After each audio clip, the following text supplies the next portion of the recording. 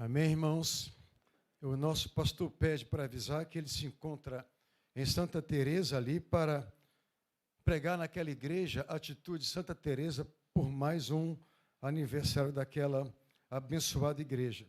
Então eu recebi essa responsabilidade, esse privilégio, essa alegria de trazer a palavra nessa noite para a igreja.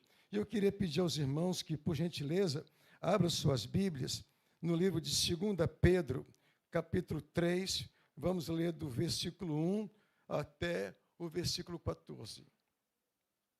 2 Pedro 3, vamos ler do verso 1 até o verso 14.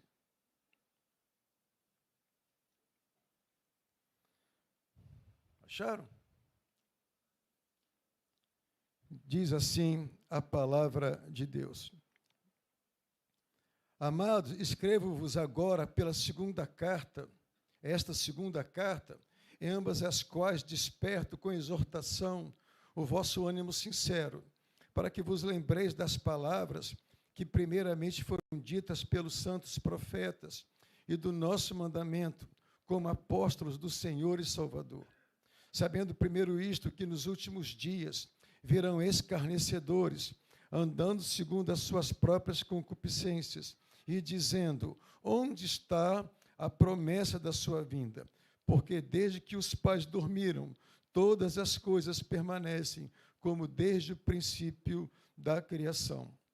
Eles voluntariamente ignoram isto, que pela palavra de Deus, já desde a antiguidade, existiram os céus e a terra, que foi tirada da água, e do meio da água subsiste, pelas quais coisas pereceu o mundo de então, coberto com águas do dilúvio. Mas os céus e a terra, que agora existem pela mesma palavra, se reservam como tesouro e se guardam para o fogo até o dia do juízo e da perdição dos homens ímpios. Mas, amados, não ignoreis uma coisa, que um dia para o Senhor é como 1000 anos, e 1000 anos como um dia.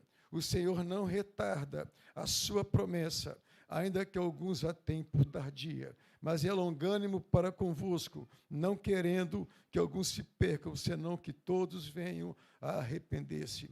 Mas o dia do Senhor virá como ladrão de noite, no qual os céus passarão com grande estrondo, e os elementos ardendo se desfarão, e a terra e as obras que nela há se queimarão. Havendo, pois, de perecer todas as coisas, que pessoas vos convém ser em santo trato e piedade, aguardando e apressando-vos para a vinda do dia de Deus, em que os céus em fogo se desfarão, e os elementos ardendo se fundirão.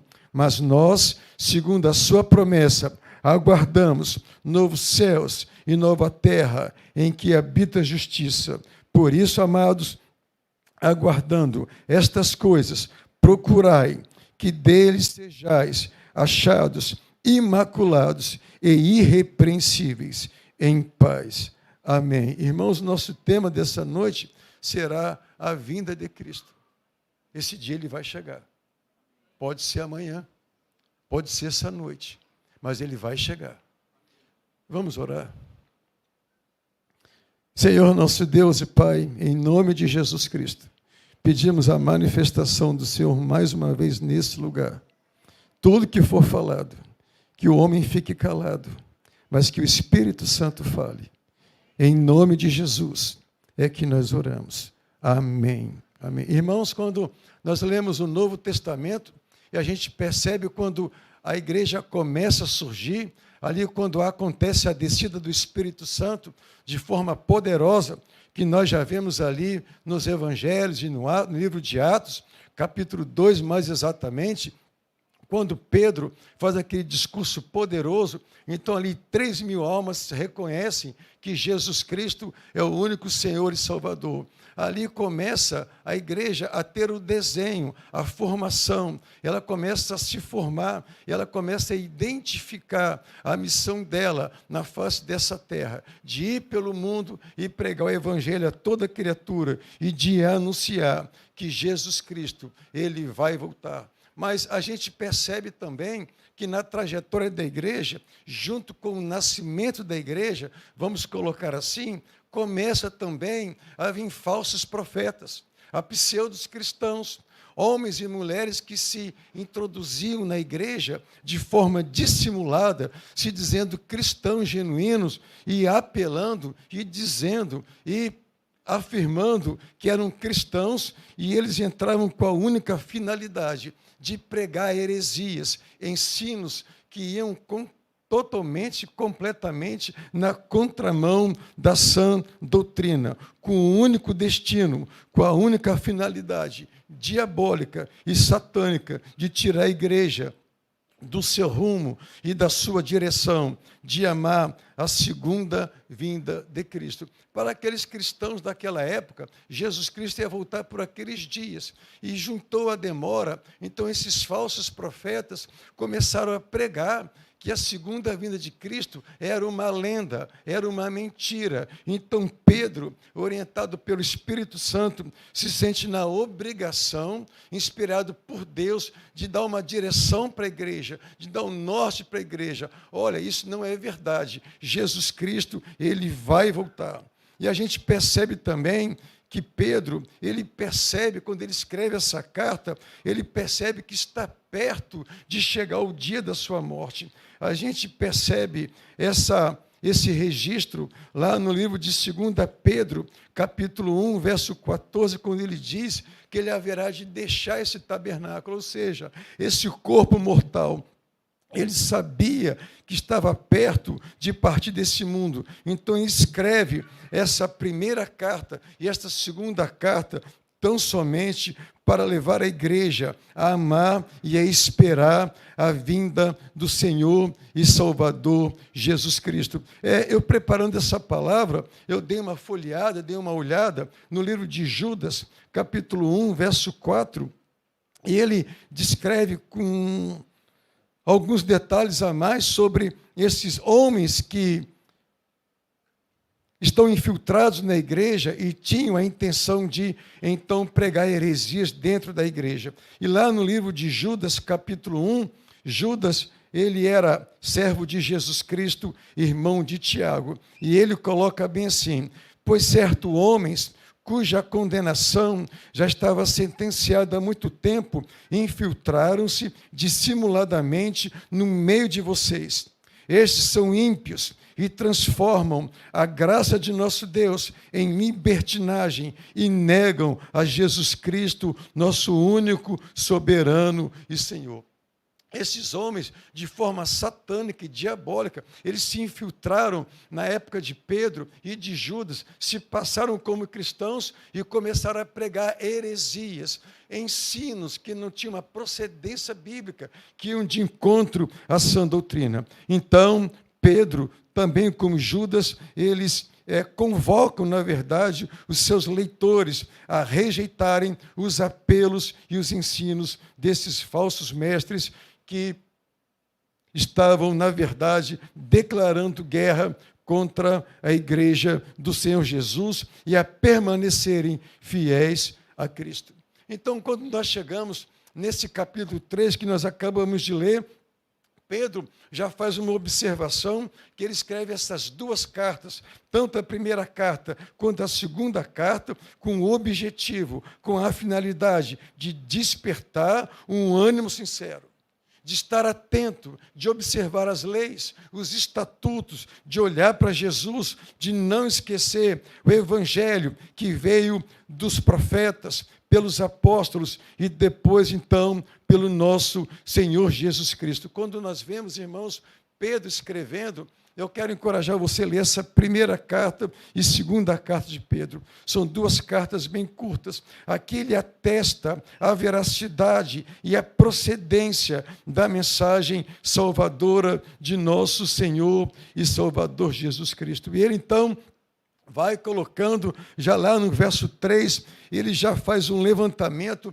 ele informa a igreja que os escarnecedores, eles viriam com zombaria, andando segundo nas próprias concupiscências. Amados, o que é concupiscência da carne? A concupiscência da carne é tudo aquilo que diz respeito ao prazer carnal, é tudo aquilo que diz respeito a atender às demandas da carne. Esses homens, esses zombadores, esses falsos profetas, esses pseudos cristãos, não tinham a menor ideia, a menor vontade, o menor desejo de busca por santificação. Muito pelo contrário, a ideia deles, o desejo deles era atender às concupiscências e o desejo da carne. E esses mesmos homens que estavam infiltrados como zombadores dentro da própria igreja, eles colocavam em dúvida a segunda vinda de Cristo.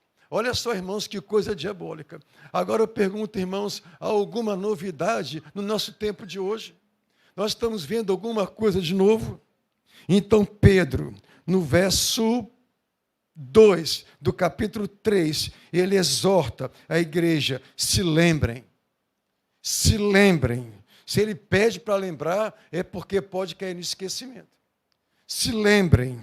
Então, lá no Salmo 119, versos 114, 115, tem uma palavra que é muito apropriada e que diz bem assim: Tu és o meu refúgio e o meu escudo, e na tua palavra coloquei a minha esperança. Afastem-se de mim os que praticam o mal. Eu quero obedecer aos mandamentos do meu Deus. Eu quero obedecer os mandamentos do meu Deus, e na tua palavra eu coloquei a minha esperança. Irmãos, a nossa esperança deve ser colocada, nós devemos se apropriar da viva esperança na sã doutrina.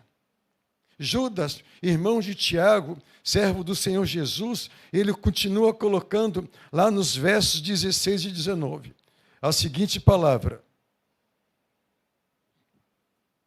Estes são murmuradores, queixosos da sua sorte, andando segundo as suas concupiscências, e cuja boca diz coisas muito arrogantes, admirando as pessoas por causa do interesse. Mas vós, amados, lembrai-vos das palavras que vos foram preditas pelos apóstolos de vosso Senhor Jesus Cristo, os quais vos diziam que nos últimos tempos haveria escarnecedores que andariam segundo as suas ímpias concupiscências.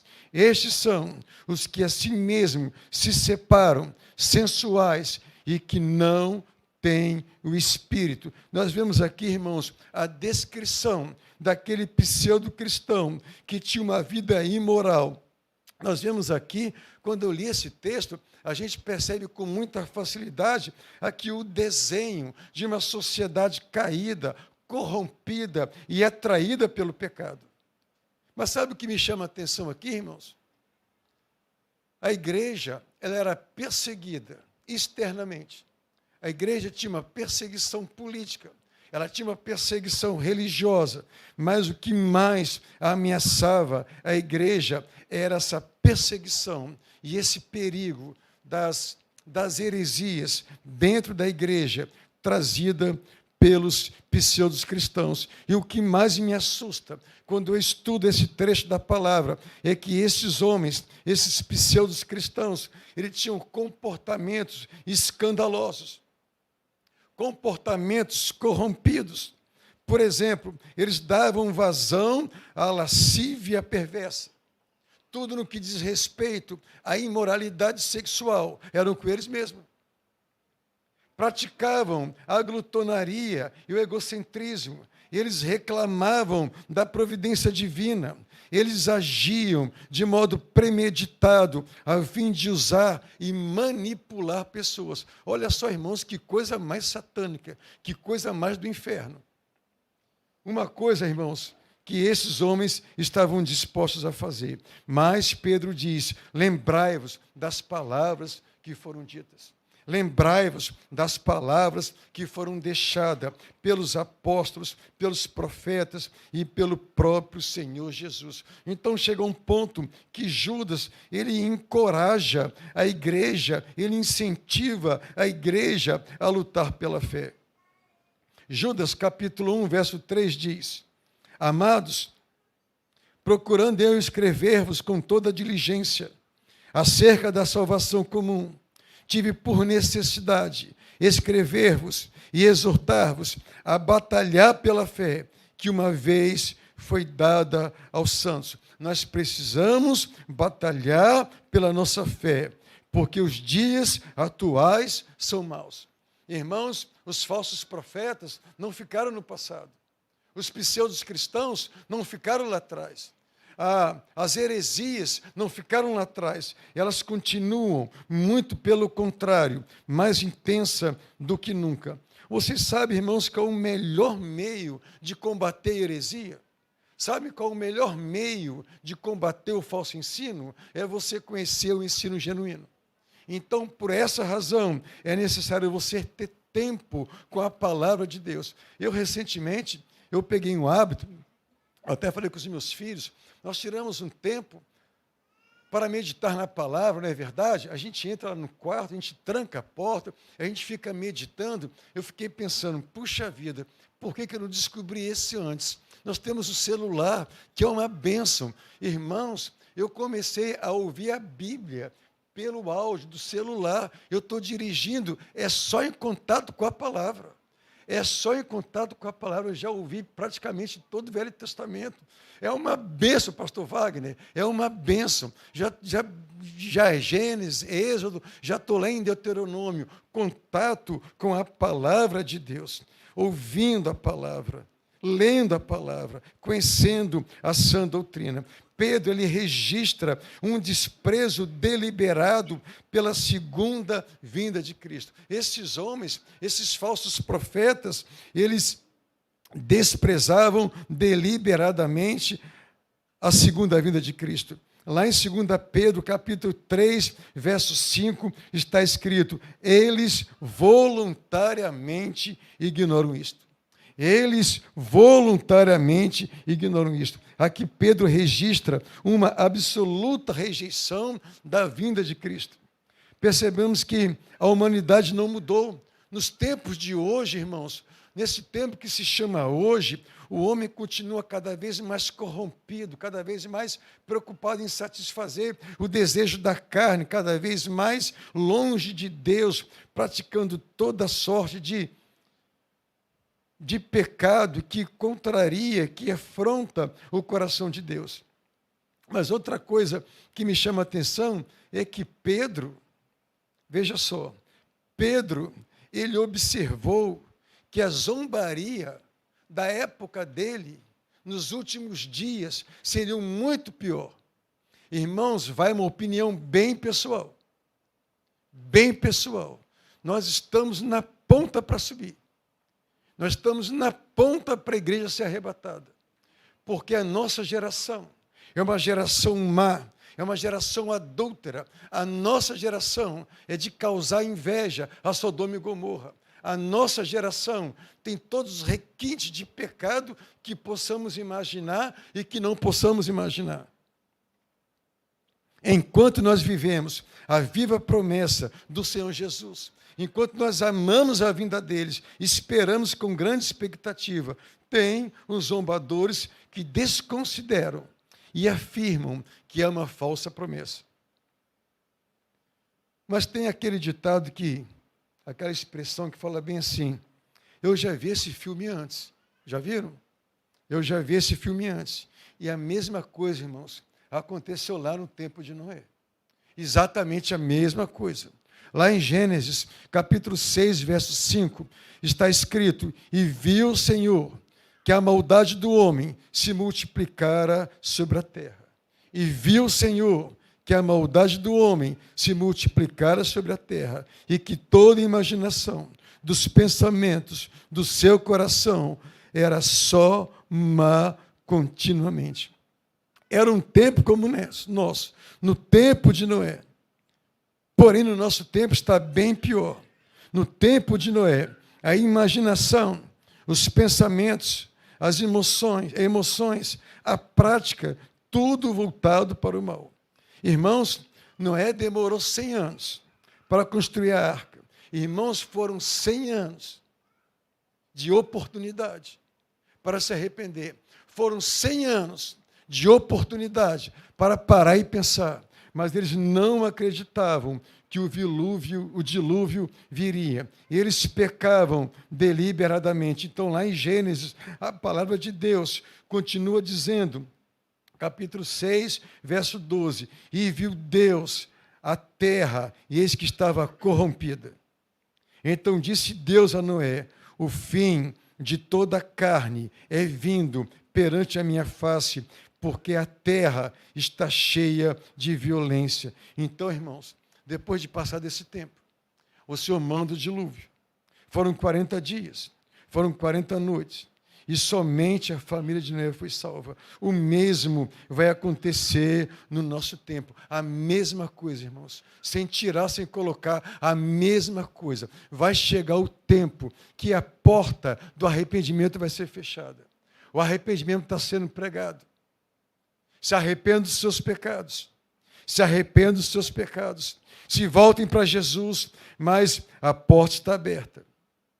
Mas os homens e as mulheres do nosso tempo continuam com um descaso total, ignorando a palavra de Deus. Lá em Mateus 24, capítulo 36, até o verso 41, irmãos, esse trecho da palavra de Deus, ele é mais atual do que nunca. Esse trecho da palavra de Deus é mais atual do que nunca.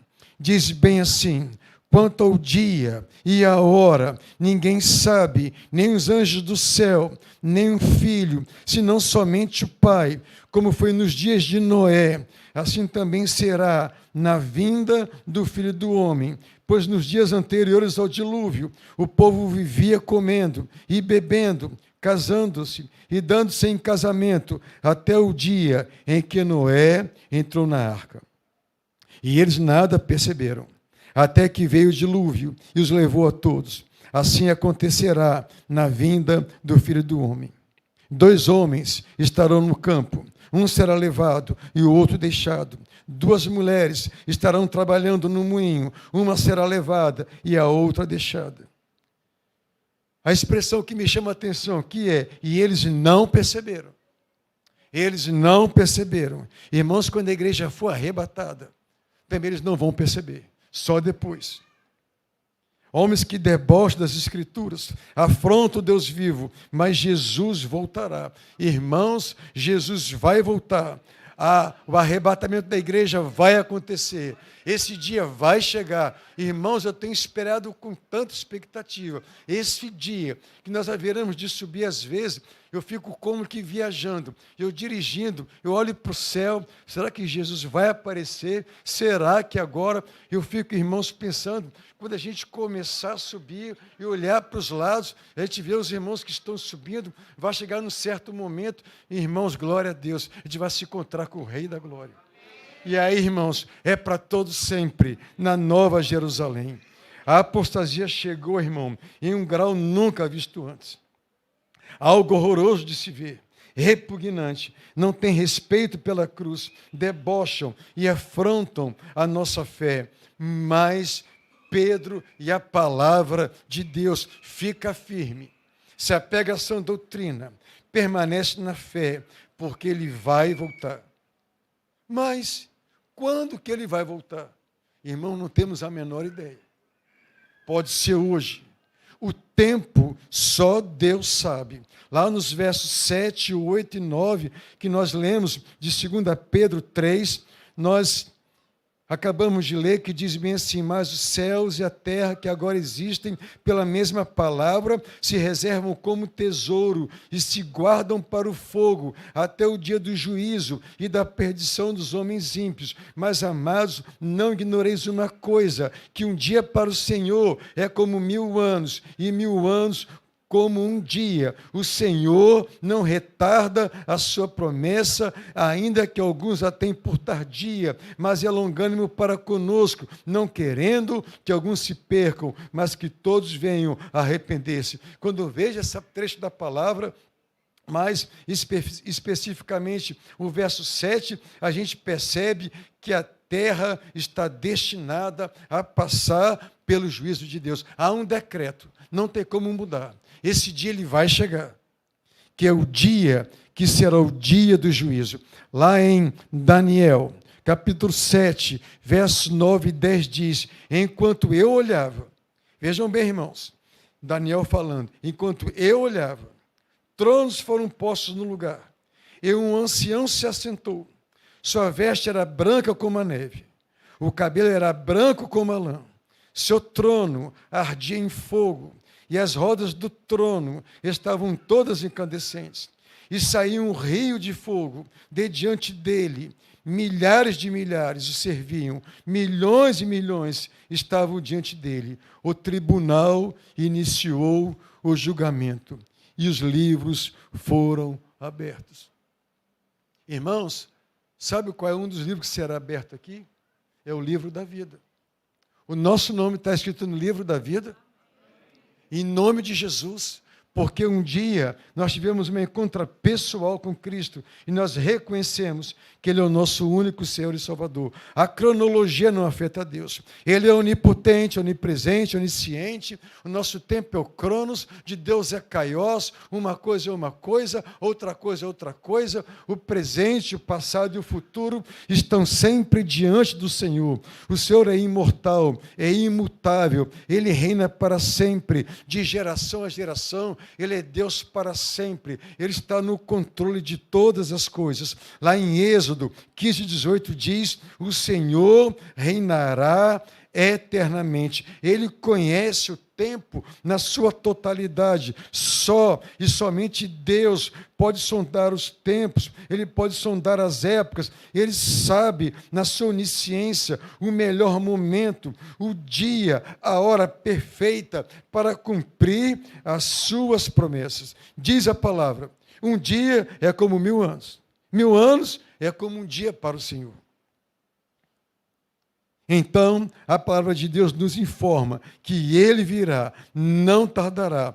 É assim, foi assim no tempo de Noé. Eu vejo, irmãos, que a impressão que eu tenho, na minha leitura, a gente percebe como que parece que Deus está adiando. Ele está como que passando para frente, porque o desejo dele é que todos cheguem ao conhecimento da verdade. O anseio de Deus é que todos se salvem. Nós lemos isso nesse trecho de 2 Pedro 3, mas há um apoio aqui, uma palavra bem semelhante em 1 Timóteo, capítulo 2, versos 4 e 5, que diz que quer que todos os homens se salvem e venham ao conhecimento da verdade, porque há um só Deus, é um só mediador entre Deus e os homens, Jesus Cristo, homem. Irmãos, os homens estão tão longe de Deus, mas tão longe, que eles não conseguem perceber o quão amados que eles são. Como que Deus os ama. Como que Deus está esperando que haja salvação. Mas deixa eu falar uma coisa, a mensagem é a mesma: arrependei-vos. Irmãos, nada mudou, arrependei-vos. Eu creio que nós já passamos por essa experiência de arrependimento. O arrependimento causa tristeza. Você sente uma tristeza por alguma coisa que você fez, por alguma coisa que você falou. Quando você reconhece que você é pecador, que você necessita do perdão de Deus, então você se entristece, porque você percebe a sua real condição de pecador. Em Atos, capítulo 2, verso 38, diz bem assim: arrependei-vos, e cada um de vós seja batizados em nome de Jesus Cristo para perdão dos pecados, e recebereis o dom do Espírito Santo. Quando nós somos perdoados, a nossa culpa é cancelada. Ficou cravado na cruz do Calvário. Está lá, escrito a sangue, cancelado, o nosso pecado e a nossa culpa. Diz a palavra de Deus lá em 1 João 1,9.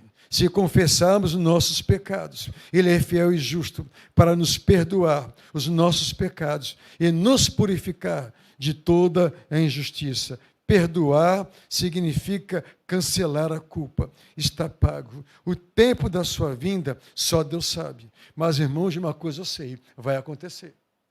A qualquer momento. Quando cremos, nós recebemos o dom do Espírito Santo. Ou seja, a salvação eterna. Dando continuidade, Pedro exorta a igreja a permanecer firme. Lá no verso 10 diz, mas o dia do Senhor virá como ladrão de noite. O dia do Senhor virá como ladrão de noite. Eu não sei se algum dos irmãos aqui tiveram a experiência de ter um assaltante entrar na sua casa. Eu tive. É tenso, irmão. Você sai do dia 1º de janeiro, à luz do dia, vai almoçar na casa de uma família da igreja. Quando você volta, a sua casa está arrombada.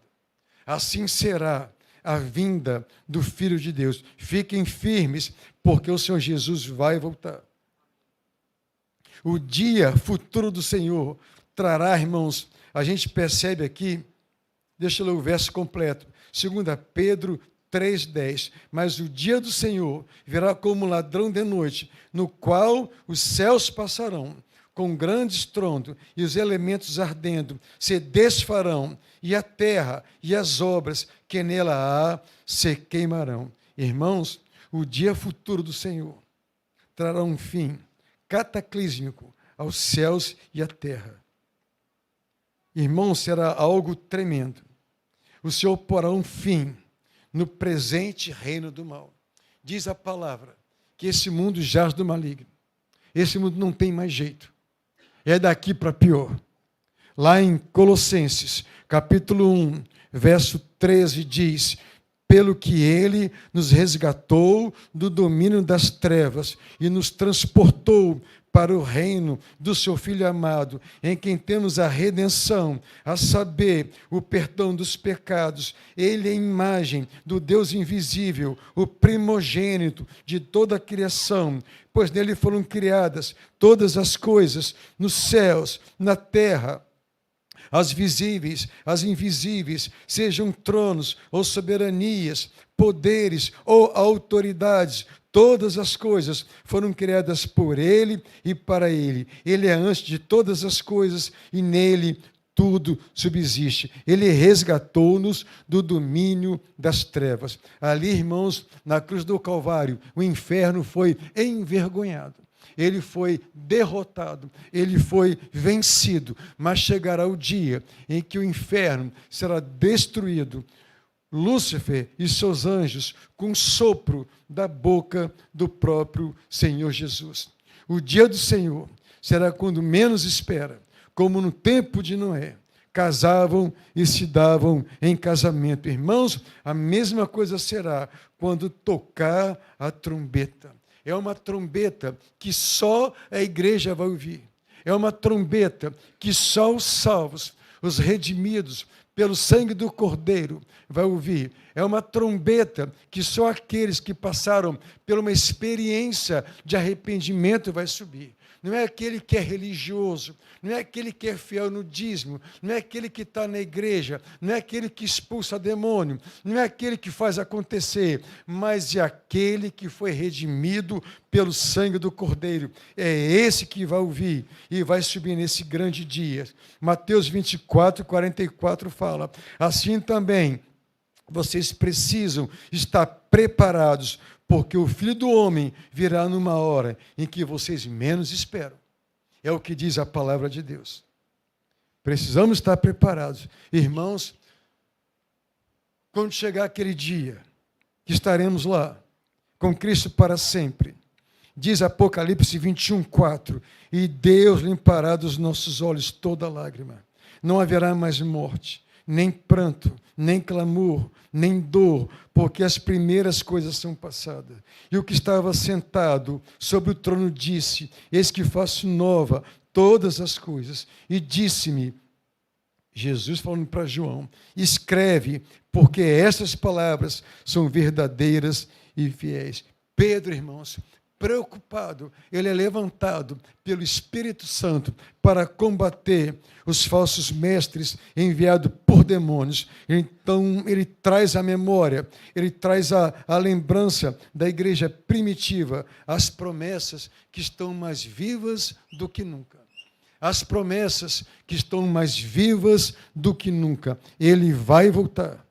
1 Tessalonicenses, capítulo 5, verso 4. Mas vós, irmãos, já não estáis em trevas, para que aquele dia vos surpreenda como ladrão. Quando Jesus voltar, quando a trombeta tocar, quando esse dia chegar, vai ser um dia de desespero, um dia de horror. Eu não consigo nem imaginar. Para aqueles que ainda não tiveram o passaporte carimbado para entrar na Nova Jerusalém, quando eles perceberem que não é história da carochinha, que não é uma falsa promessa, mas é uma promessa genuína do nosso Senhor, é desespero completo. Mas, por um lado, para os salvos, dia de alegria e de esperança e de certeza. Há uma intenção maligna de fazer a humanidade não crer no advento do retorno de Jesus. E por último, irmãos, está acabando. E por último, irmãos, aguardando o novo céu e a nova terra. A esperança da igreja é aguardar o novo céu e a nova terra. Quando nós vivemos aqui, irmãos, não deve haver no nosso coração, na nossa mente, outra expectativa a não ser a vinda dele. Se um dia tivermos um encontro com ele, nós temos a certeza de que o nosso nome está escrito no livro da vida. Irmãos, seria fora de propósito eu viver na face dessa terra esquecendo que um dia ele vai voltar. Porque ele vai voltar. Lá em 2 Pedro 3, 13 e 14 diz, mas nós, segundo a sua promessa, aguardamos novos céus e nova terra, em que habita a justiça. Por isso, amados, aguardando estas coisas, procurai que dele sejais achados imaculados e irrepreensíveis em paz. Segundo a promessa do Deus vivo, ele vai voltar. Porém, como eu disse, nós não sabemos o dia que ele vai voltar. Ele não deixou escrito. Olha, eu vou voltar na virada do ano de 2030. Nós não sabemos. Porém, a Bíblia dá sinais que nós podemos perceber se está perto ou longe. Lá em Mateus 24, de 4 a 14, nós temos esses sinais. Que diz bem assim, Jesus respondeu, cuidado, que ninguém vos engane, pois muitos virão em meu nome, dizendo, eu sou Cristo, e enganarão a muitos. Vocês ouvirão falar de guerras e rumores de guerra, mas não tenham medo. É necessário que tais coisas aconteçam, mas ainda não é o fim. Nação se levantará contra nação, e reino contra reino. Haverá fomes, terremotos em vários lugares. Tudo isso será o início das dores. Então eles os entregarão para serem perseguidos e condenados à morte. E vocês serão odiados por todas as nações por minha causa. Naquele tempo, muitos ficarão escandalizados, trairão e odiarão uns aos outros. E numerosos falsos profetas surgirão e enganarão a muitos. Devido ao aumento da maldade, o amor de muitos esfriará.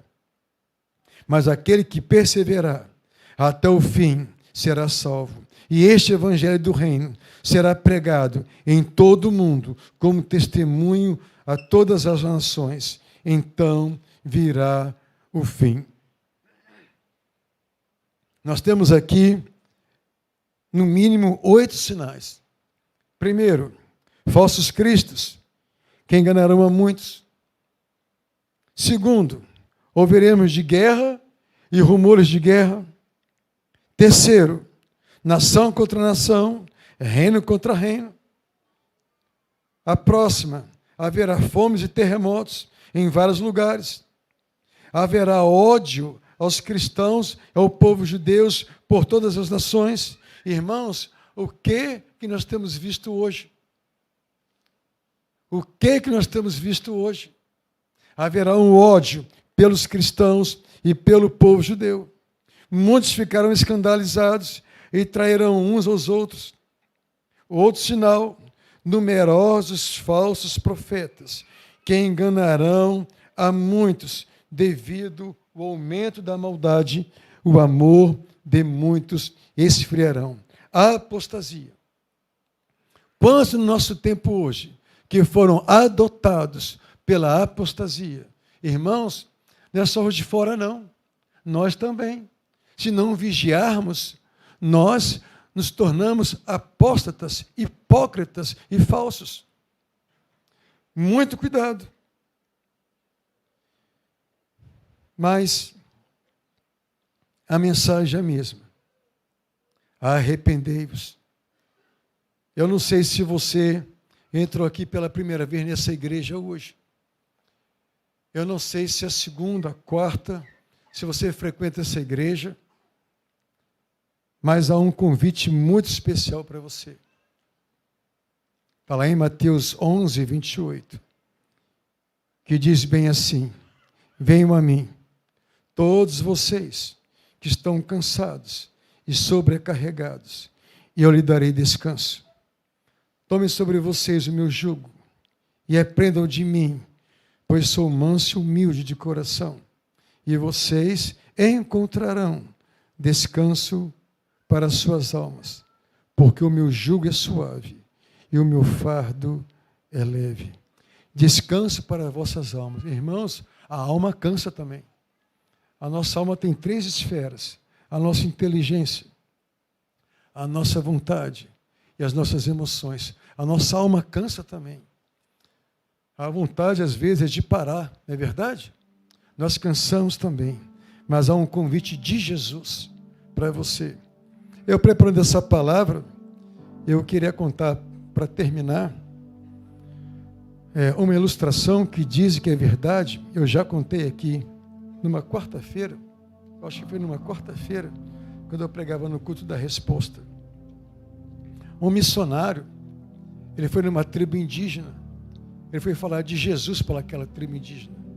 Então ele começou a falar do amor de Deus para aquele cacique. E aquele homem foi ouvindo a palavra de Deus. Enquanto ele ouvia a palavra de Deus, ele disse bem assim para o missionário: índio, dá cocá para Jesus. E aquele missionário continuou pregando o evangelho. Então, nisso que o índio ouvia, ele disse: índio, dá o arco e flecha para Jesus. E aquele missionário foi pregando. Ele foi anunciando. E o índio disse: índio, dá cavalo para Jesus. E aquele homem foi falando de Jesus. Quando ele entendeu o evangelho, ele disse: o índio se dá para Jesus. Ele se dá para Jesus. Irmão, você quer se dar para Jesus hoje? Você quer começar uma nova vida com Ele? Eu queria pedir a você que se abaixasse a sua cabeça, em nome de Jesus, que ninguém nesse momento levante, que ninguém se movimente, que você possa se desconectar lá de fora, que você possa fazer uma reflexão na sua vida. Talvez você já até tenha tido encontro com Cristo, mas você perdeu o primeiro amor, você caiu no automático, então você foi vivendo, automaticamente você perdeu o foco. Jesus vai voltar. Se você veio aqui e você ainda não teve uma experiência com Cristo, hoje é o dia de você imitar esse cacique e você se dar para Jesus. Eu queria convidar você a orar comigo, a repetir mentalmente ou bem baixinho aí no seu lugar a seguinte oração que eu vou fazer agora. Que você possa orar comigo. Abre seu coração para o Senhor. Diz assim, ora-se comigo: Senhor Jesus, eu te recebo como meu único Senhor e Salvador. Eu peço que o Espírito Santo entre na minha vida e faça morada. Escreve o meu nome no livro da vida. Senhor Jesus, eu estou na igreja há tanto tempo, mas eu perdi a direção. Eu até esqueci que o Senhor ia voltar. Senhor, reaviva a minha vida.